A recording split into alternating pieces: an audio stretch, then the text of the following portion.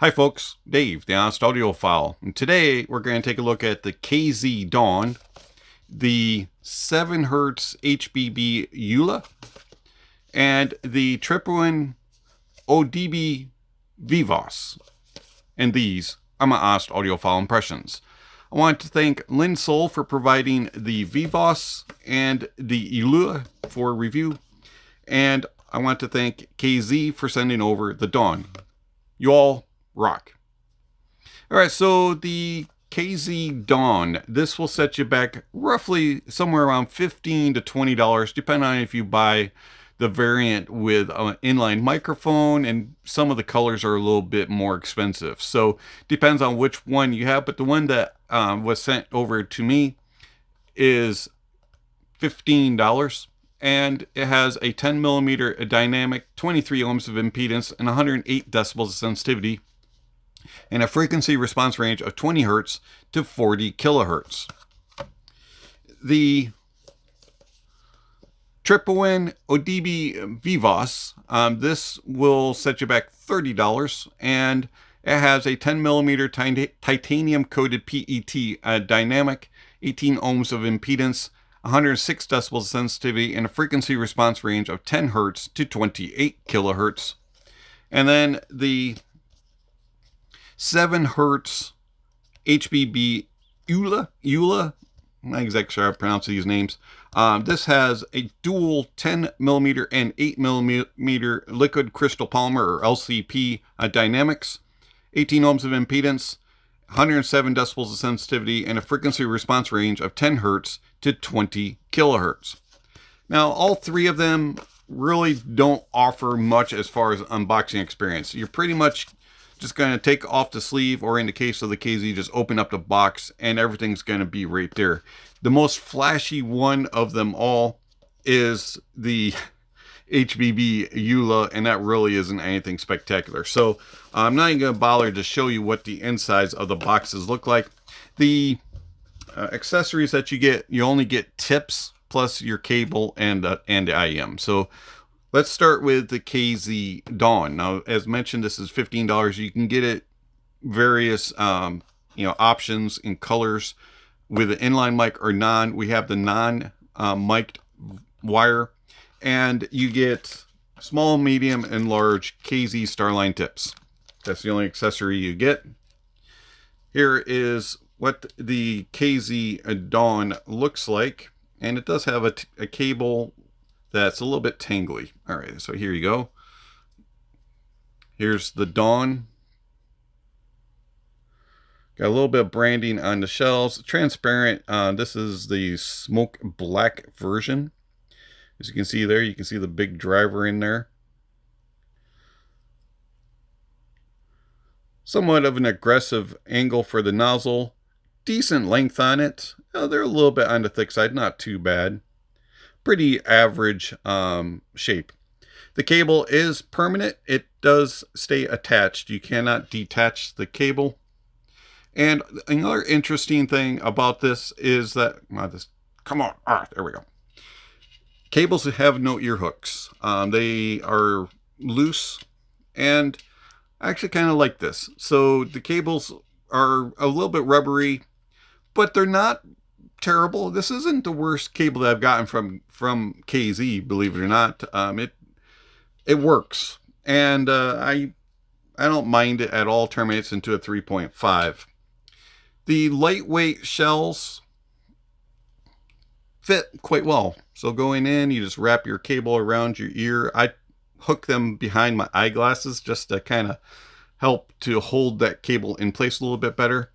Nice big long area for the split. So the split hangs way down. Just a little bit of cable noise when you wiggle around, but not too bad. Isolation of outside noises is actually quite good. I was rather impressed by somewhere about 60% of outside noises being blocked.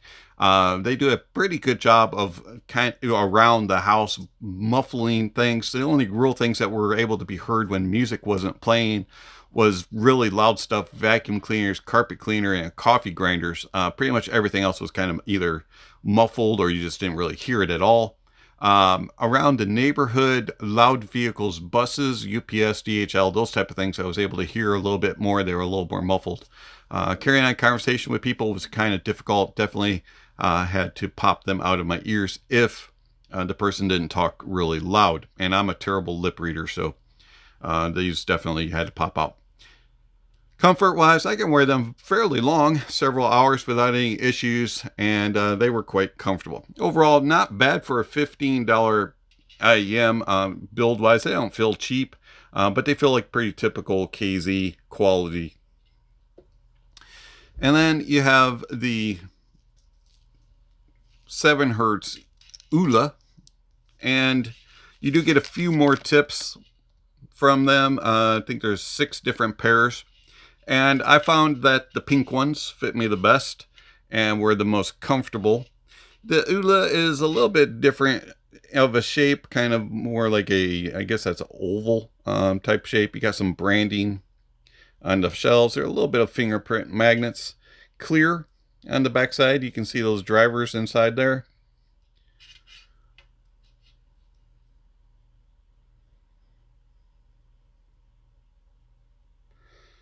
Not really that much of an angle, and it's got a very flat back and short nozzle. The Elua cable is a pretty typical 7 Hertz, connects with 2-pin, and has fairly aggressive ear hooks. You got a nice little split here with a cinch that really doesn't stay in place, and then it terminates into a 3.5.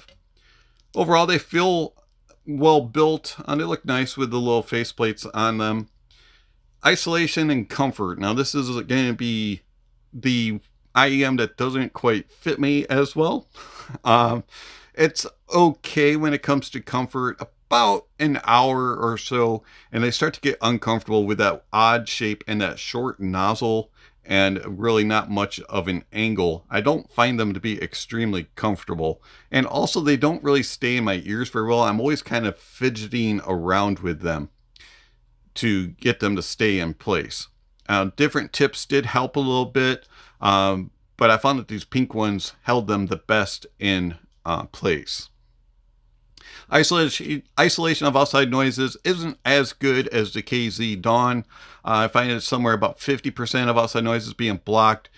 The louder things around the house were not as muffled. Also, I was able to hear TV being louder a little bit more, and carrying on conversations with people was a little bit easier. Out and about the neighborhood, vehicles were more noticeable, and louder vehicles were definitely noticeable. Overall, though, not that badly built. I just wish the shape was a little bit different and were a little bit more comfortable. And then you have the Tripowin OdiBi Vivace. Now the Vivace has very shiny faceplates. They are really cool to look at, but they are fingerprint magnets, not too thick, and they have a little bit more ergonomic of a back. They do have slight wing, a little bit short of a nozzle, not too bad of an angle, but I find that the cable is really good for the price point of these at $30. The cable has a 2-pin connection, nice ear hook tension, and very nice lightweight. You have a metal cinch and split. The cinch stays in place. Very well built. Nice braid on it, and a nice 3.5 termination. Overall, I like this cable quite a bit, and I'm rather impressed by it. This small shape of the Vivace fits in the ears very well. I was a little worried about how short that nozzle is and the size, but they just like go into ears and disappear. I was rather impressed at how comfortable the Vivace is. It's extremely comfortable. I can wear these for the longest time of these 3 IEMs, several hours, 4 or 5 hours at a time. I'll even tend to forget that I have them in my ears, so they're that comfortable. They're very small and just disappear. The Isolation of outside noises is also very, very good. I find that these are probably about 65% of outside noises being blocked, slightly better than the KZ. It muffles things very well. I find that the louder things around the house, loud TVs, coffee grinders, vacuum cleaners, that type of thing, are very well muffled. It's really hard to carry on a conversation with somebody. And then outside, the only things I was able to kind of hear were those louder vehicles. So I find that the Vivace does a very good job with comfort and isolation, the best of the three that we're looking at today. And they're also the most comfortable, followed by the KZ and then the Elua. Overall, all three of them are fairly easy to drive. Did not have a problem with any of them being driven, and I used all of them mostly in portable setups, so I mostly drove them with dongles. I did test them on desktop setups, but it's really kind of overkill for this price point, and everything was able to drive them very well. But getting back to dongles, I found that they were all very easy to drive. The one that was a little bit more picky was the Elua. I found that the Elua likes to be driven a little bit harder and takes a little bit more power.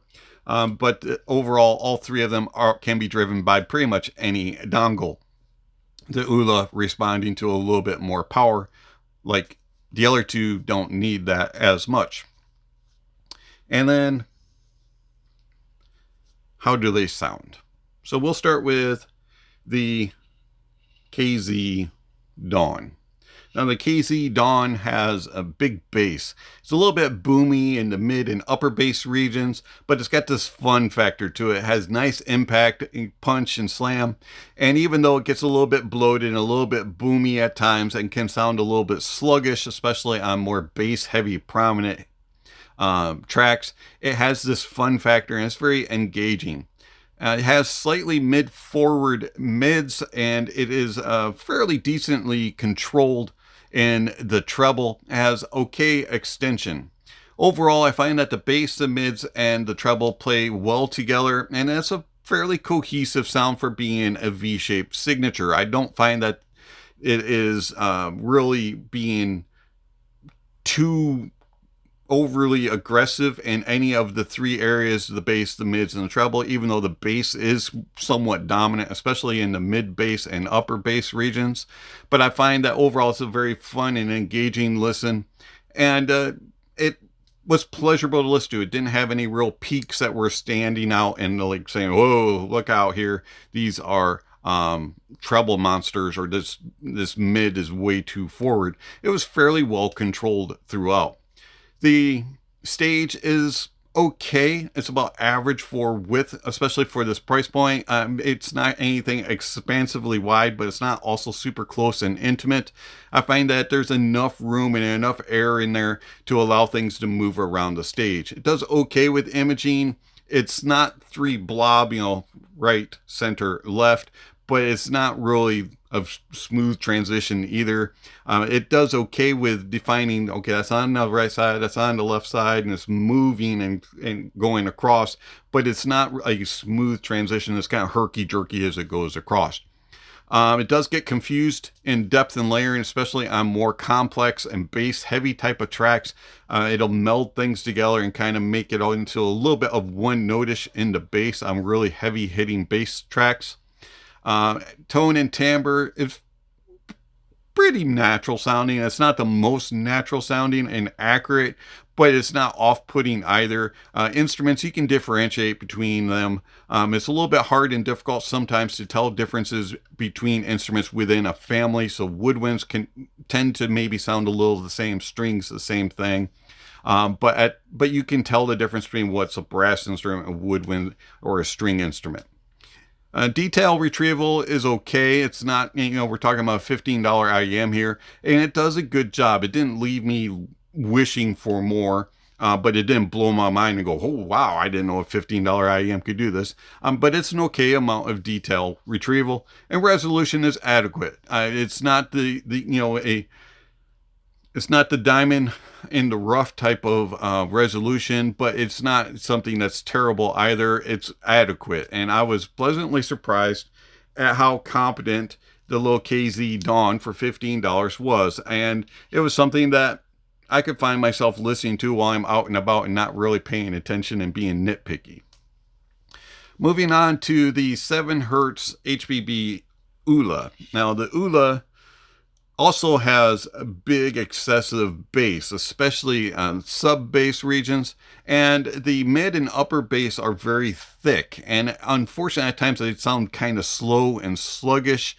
They are a little bit lackluster in clarity when it comes to the bass. Now it has a lot of impact, it has really good texture, but unfortunately it's just not very well defined, and it just has this kind of sluggish, slow rumble and grumble to it, and it just takes a lot to get moving, and it kind of chugs along at times. And unfortunately the bass just doesn't have a lot of clarity in it. It has a lot of impact, a lot of punch and slam, but it's just a little too much all kind of mashed together. Doesn't go into one note mode. There is enough separation there, but it's very, very slow sounding. Going into the mids, the lower mids, and going into the upper mids, going all the way up to about 2K, they're very, very thin and behind, and they do extend forward just a little bit in the upper mids region, but they just get overpowered by that bass, and they lack clarity. And this was something that I noticed on all dongles that I used, even on desktop, and I was like, are they just not being driven properly? Is there just something, is there something wrong? And I changed all my dongles and tried it with all different types of music, and I found that it's always present there. It's always just a little bit lacking in clarity. There's not a lot of air, sparkle, and bite in the mids. It does improve a little bit when given more power, but it's not a really clean and clear sounding mid. It's just a little bit veiled and a little just missing clarity. And then going into the treble extends nicely. There's a little bit extra elevation in the treble, and at times, if you're sensitive to that, it could be a little too much shimmer and glare and glass. But for the most part, I found that the treble was pretty well controlled, adding in a little bit of zing to that more lackluster mid. The soundstage is very, very small. This is bordering on cramped. It's a small stage. It's all like right here. There's not real big expansion from the Elua. I find that it's just a very, very small, compact stage. It has lackluster imaging. It's a very cramped space, doesn't have a lot of room to move. It melds things together and kind of forces it all together and making it into kind of this big ball of sound. Tone and timbre is okay. It's a little bit on the mediocre side.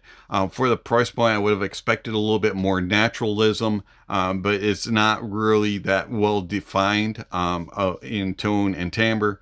And overall, I just find that the Elua is a suboptimal performance. I was really surprised that it's just not something that really does anything to stand out.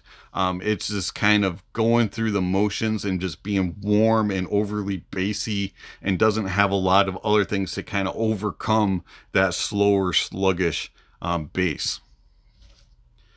And then we come to the Tripowin OdiBi Vivace. Now, the Vivace is an interesting IEM, coming in at the same price as the Elua, ambient, $30. And I find that the Vivace has a fun, mild V-shape presentation. It has pleasant bass impact. It's not the most hard-hitting of bass, but it has a good amount of extension, and it has this fun factor to it. without being domineering. It's well controlled, has good details and resolution in the bass, and has a solid amount of impact without being too prominent and overshadowing the rest of the mix. I find that the mids are slightly mid-forward. They have a very safe and controlled sound. Going into the treble, it extends nicely, and also it has a very safe presentation. I find that overall the Vivace's bass, mids, and treble play well together. Even though the mids are slightly forward, they don't really take the spotlight. They just kind of add a little bit more of a spotlight over the other two areas, the bass and the treble, without being domineering and without having the full spotlight on them, if that makes any sense. The Vivace has a pleasurable presentation that's got a nice note weight to it, and overall it's just a safe, pleasurable breath of fresh air in this $30 price point. It's not super bassy, it's not super treble heavy. It just has a nice cohesive presentation. The soundstage is decently wide. It has an okay amount of width. It'll portray differences in venues, small, medium, and large. You really won't get that grand size. And it has okay depth and layering. It gets a little bit confused on more complex tracks and super heavy hitting bass tracks, but for the most part, it stays pretty well defined and focused in that area. And then imaging does a good job. You can tell when things travel across the stage. It's a little bit undefined in its movements. It's not three blobbish, and it's not stuttering and jittering as it goes across, but it's over here in this neighborhood, it's over here in this neighborhood, and it moved. And it's a broad area that's moving, if that makes sense. The detail retrieval and resolution is good. I find that the Vivace has the best of detail retrieval of these three, and also has the best resolution. It's fairly well defined and focused for a $30 IEM. I didn't have any complaints as far as what details I was getting and how many and how well they were defined and focused. I found that the tone and timbre is mostly natural, and reproduces instruments and vocalists to lifelike sounds. I was able to differentiate between instruments, even instruments within certain musical categories like woodwinds, brass, percussion, things like that. I was able to figure out, okay, that's a saxophone, that's a clarinet, that's a trumpet, that's a trombone, things like that. I was able to determine that fairly easily. So I find that the Vivace has a nice, somewhat mild shaped V, and it's very cohesive and balanced sounding, and it has a fun factor to it and very pleasurable. So between the three, how would I rank them? I would put the Vivace first as the best value in the $30 price point of these three, followed by the KZ. I find that the KZ just has a fun V-shaped sound and is just a little bit unique in its presentation, and it has that gumption sound. It drives things home and keeps it engaging without sounding too muffled and too bass heavy. It has a little bit of that sparkle and energy. And then you have the Elua, and I just found that the Elua is suboptimal in its performance. It just doesn't do anything to really set itself apart, and it is a very bass heavy, recessed mids, and then a little bit shimmery, brighter top end, and it just didn't jive with me. You might like it, but for me, it just didn't have that little kiss of sauce that kind of set it apart from the other two. This has been Dave, the Honest Audiophile. Thank you for watching, and I'll catch you on the next video. Speaking of next video, somewhere on screen, subscription links, notification bells. If you haven't already, please check those off. Don't forget to give a thumbs up or a thumbs down to the video. Check out all the links down below. There's all kinds of information regarding how you can contact channel, follow channel, support channel. All that kind of stuff is listed down below. Speaking of supporting the channel, I want to thank my supporters through Patreon and YouTube memberships. Also, I want to thank the one-time gifts that are given as well. I do appreciate all that's given to the channel. Is much appreciated. If you're interested in supporting the channel, there's various ways that you can do it. One-time gifts, PayPal, Venmo, and YouTube, or you can do monthly subscriptions with Patreon and YouTube memberships where you can get extra benefits, early video releases, and things like that. I also have a Discord server that is open to the public, and I would gladly enjoy having you join us and join the conversation. There's also benefits in there for the monthly subscribers with private Discord lounges for you to communicate with me and communicate with other supporters. So if you're interested in supporting the channel or joining the Discord, please check out the links down below. There's also all kinds of other information like music recommendations, gear recommendations, gear rankings, all sorts of stuff listed down below. So don't forget to check out those links down below. And lastly, don't forget to enjoy the music and that honesty is the best policy.